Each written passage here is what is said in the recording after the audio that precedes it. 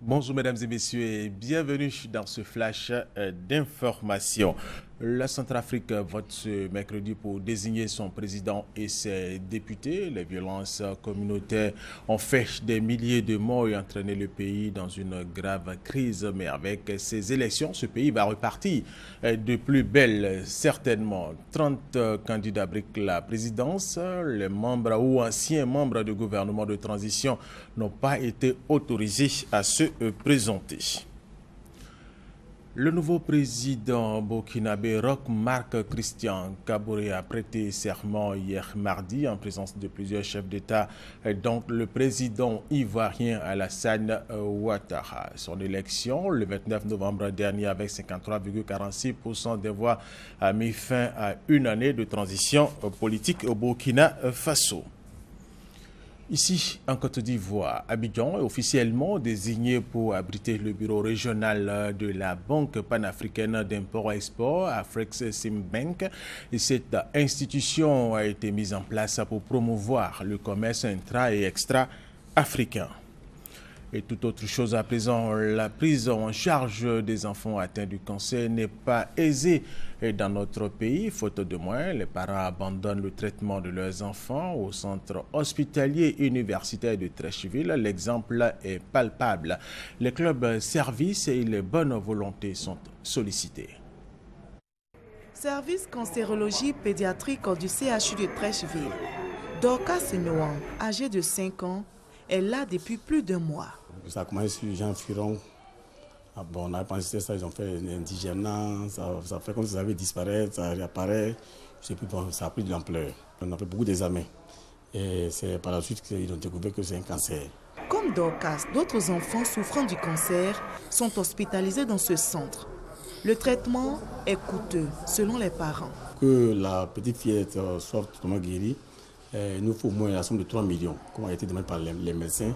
Parce qu'au fur et à mesure qu'on fait le traitement, il faut que tous les médicaments soient présents pour qu'on commence le traitement. Je suis l'oncle de l'enfant, je ne fais pratiquement pas de grandes choses, mais les moyens ne suffisent pas. On n'a pas assez de moyens pour les traitements. Actuellement, on est limité. Le cancer est une prolifération de cellules anormales dans l'organisme. Les facteurs génétiques et environnementaux sont à l'origine de la maladie. Selon la responsable de l'unité de cancérologie pédiatrique, ils sont nombreux les parents qui abandonnent le traitement de leurs enfants faute de moyens financiers. La première des difficultés rencontrées, c'est le bilan initial, qui a quand même un coût auquel bon nombre de parents ne peuvent pas faire face. À cette étape-là, déjà, il y a pas mal d'enfants qui abandonnent le traitement. Souvent, nous nous retrouvons en rupture de stock d'anticancéreux et autres médicaments utilisés pour la prise en charge de nos enfants. Et à cette étape de rupture-là aussi, il y a des parents qui abandonnent le traitement. L'unité de cancérologie pédiatrique du CHU de Treichville enregistre chaque année 200 nouveaux cas d'enfants atteints du cancer. Le personnel de santé débordé appelle à l'aide pour la prise en charge des patients. Les ONG et associations internationales nous soutiennent, mais si les ONG et associations locales se joignent à ces ONG internationales-là, je pense qu'on va résoudre beaucoup de problèmes. Le traitement de ces enfants malades du cancer dure au moins 6 mois. Il peut aller jusqu'à 2 ans. Selon la responsable du service cancérologie pédiatrique du CHU de Treichville, 80% des enfants pris en charge guérissent du cancer. L'Organisation mondiale de la santé OMS a annoncé hier mardi que la Guinée était désormais exempte de la transmission du virus Ebola.